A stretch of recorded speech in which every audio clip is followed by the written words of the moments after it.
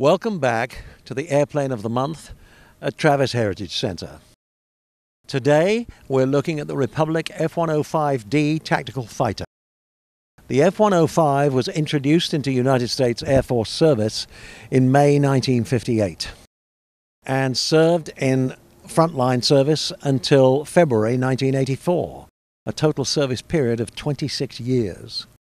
It was the largest single-seat aircraft in the United States Air Force inventory and weighed up to 52,000 pounds at takeoff.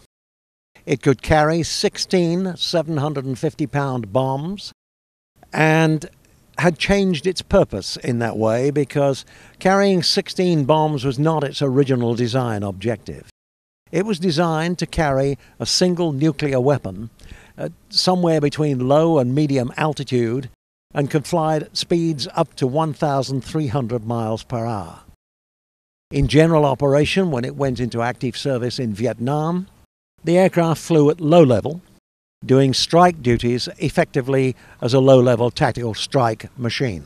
Its bomb load was greater than that of a World War II B-24, and its airspeed was 5 times that of the B-24. Serving in Vietnam, there were probably more F-105s lost than any other U.S. military aircraft. Some 335 aircraft were shot down by the Vietnamese in its service period. But it has to be remembered that this airplane was doing a job rather different from the original design task, and it did it very well.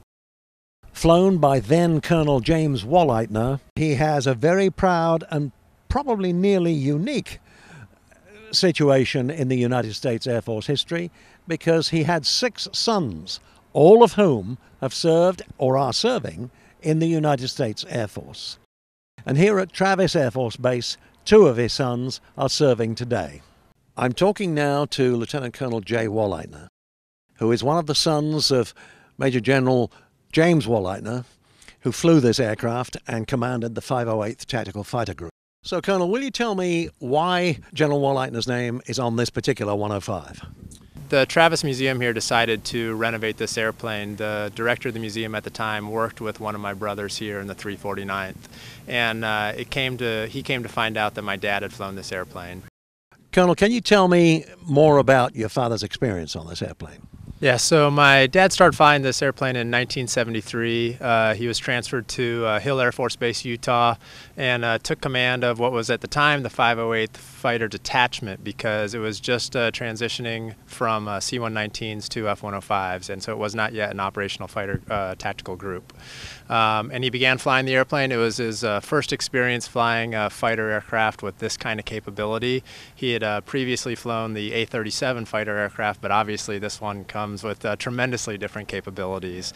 And so it instantly became one of his favorite airplanes. And even later in his career, when he would wax on about his days flying, he would always come back to the F-105, and it was clearly his favorite airplane that he flew during his Air Force career.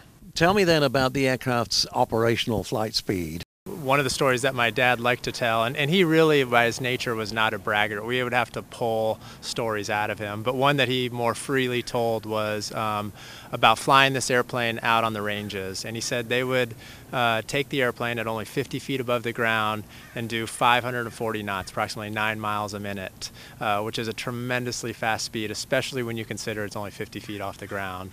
And so he would talk to us about how, you know, if you took your eyes outside the cockpit even for a moment and maybe let the stick release a little bit, he said you'd be in the ground. So it was just the amount you had to focus at that speed, at that height, was amazing, and it just showcased the tremendous capability of this airplane. So in addition to my dad flying this airplane and being the group commander of the unit that flew this airplane, my father was also the wing commander here at the 349th Air Mobility Wing, which at the time was the 349th Military Airlift Wing back in MAC days.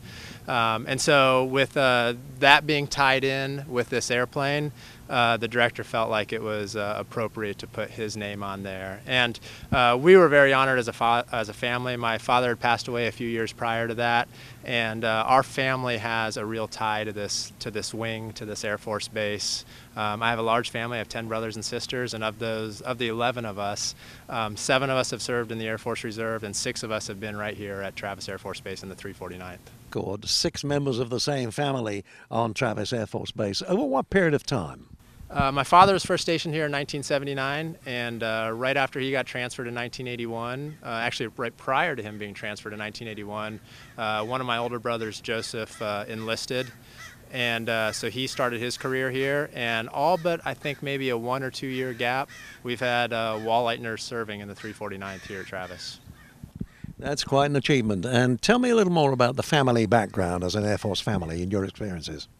So my father was, he actually volunteered to join the Air Force. He knew he was probably going to get drafted during the Korean War. And so rather than get drafted into the Army, he had a love of aviation. So he said, you know, I'm going to raise my hand and join the Air Force.